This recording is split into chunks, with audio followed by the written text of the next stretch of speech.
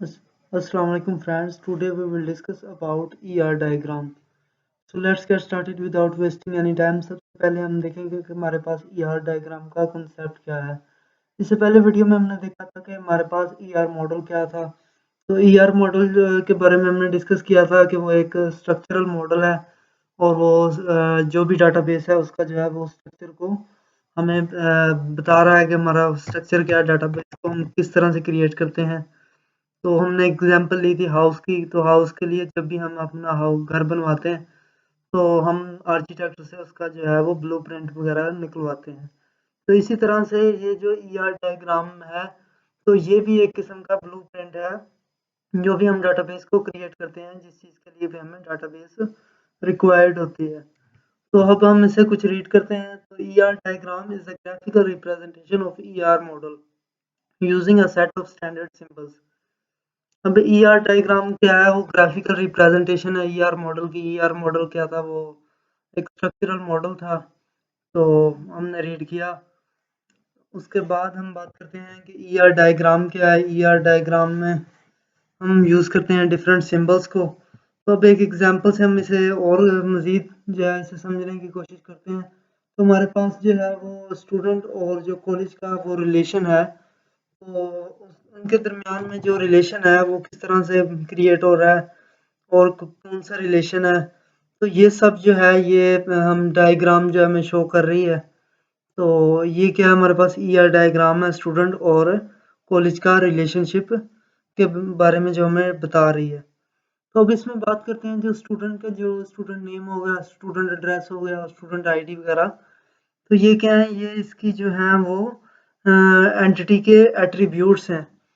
और इसी तरह कॉलेज जो एंटिटी है, कॉलेज भी की आईडी हो गई, नेम हो गया, लोकेशन वगैरह हो गई, ये भी इसकी क्या है? वो भी जो है एट्रीब्यूट्स हैं. अब इनके दरमियान में जो है वो मैनी टू वन जो है वो रिलेशनशिप बन रहा है. किस तरह से बन रहा है? अगर हम देखते हैं कि कॉलेज तो जो है वो एक ही होगा और स्टूडेंट उसमें जो है वो काफ़ी होंगे, तो इसका मतलब है कि हमारे पास मैनी टू वन बन रहा है. स्टूडेंट जो है वो मल्टीपल्स हैं. ठीक है, वो हर क्लास में डिफरेंट स्टूडेंट्स हैं, डिफरेंट जो है वो जिन जगह से आ रहे हैं, तो डिफरेंट डिपार्टमेंट्स हैं. तो कॉलेज एक ही है लेकिन स्टूडेंट्स और डिपार्टमेंट वगैरह उसमें जो है वो अलग अलग हैं. तो इस लिहाज से अगर हम देखें तो हमारा जो है वो रिलेशन मैनी टू वन बन रहा है. इसके अलावा हम मैनी टू वन को मज़ीद आगे डिस्कस करेंगे. फिर हम बात करते हैं कि हमारे पास जो है वो कौन-कौन सी जो है वो शेप्स हैं जिनके ज़रिए हम जो है डायग्राम को क्रिएट करते हैं. सबसे पहले हमारे पास रेक्टेंगल आ जाती है. रेक्टेंगल क्या शो करती है? एंटिटी सेट्स को शो करती है.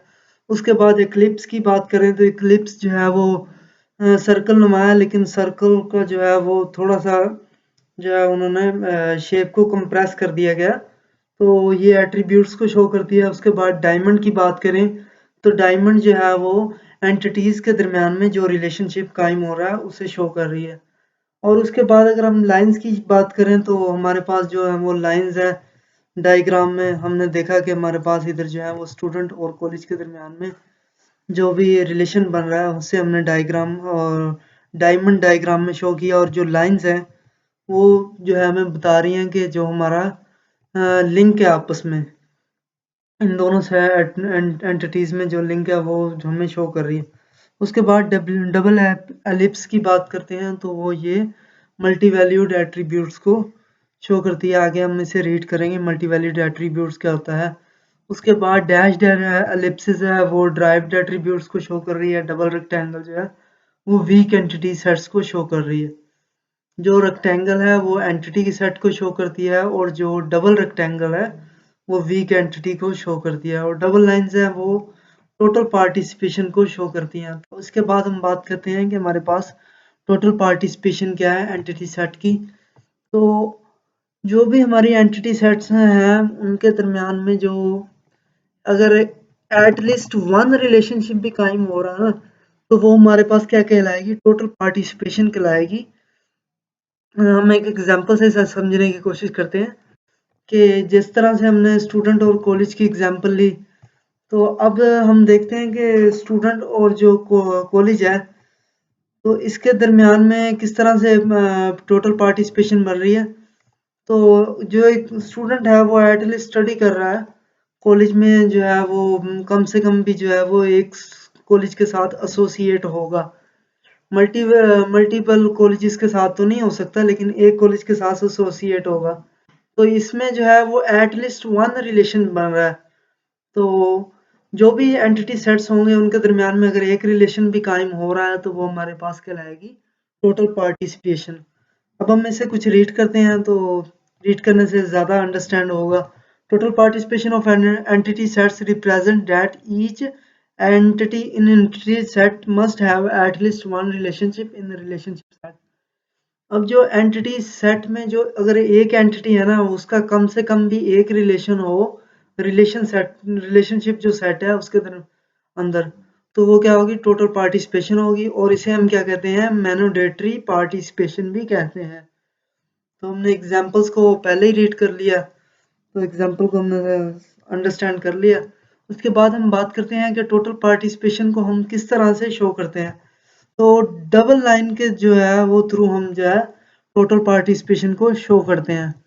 फिर हम बात करते हैं जो पार्शियल पार्टिसिपेशन है, ये एक्चुअली क्या चीज़ है। तो जो पार्शियल पार्टिसिपेशन है इसमें मे और मे नोट का कंसेप्ट है।